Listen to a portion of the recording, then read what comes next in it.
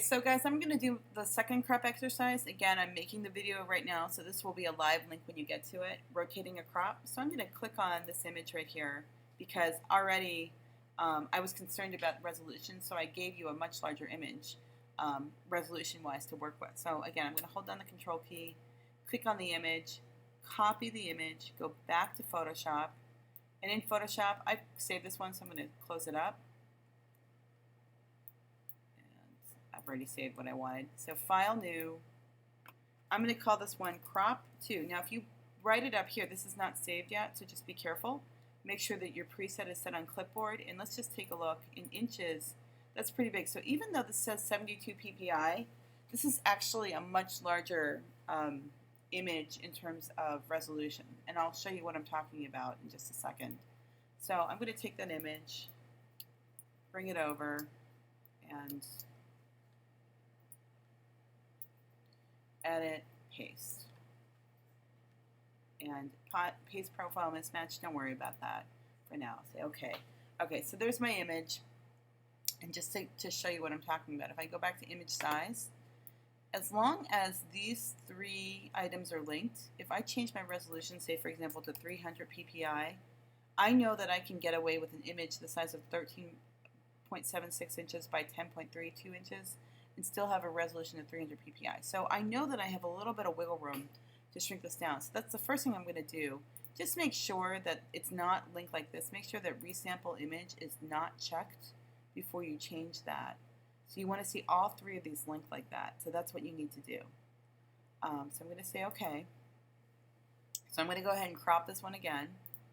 And I think what I want to do is I've got a lot of distracting stuff over here that I don't really need.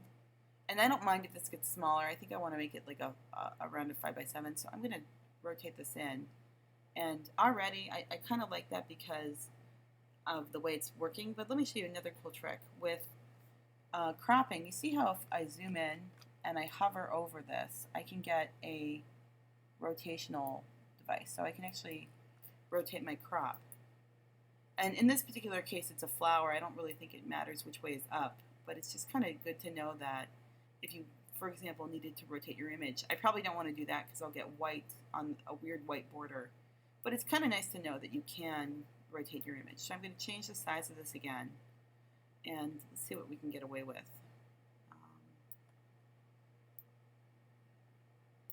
It's a little bit more interesting. So I kind of like how the flower is filling the space, but if I crop that now, by hitting the checkbox up here, let's see. Looks good on screen, but does it pass the printing test? So image size.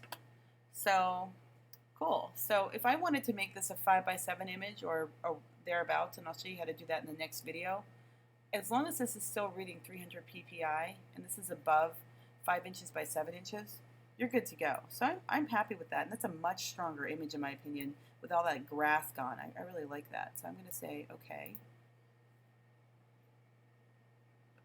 and I'm going to save this. So save as.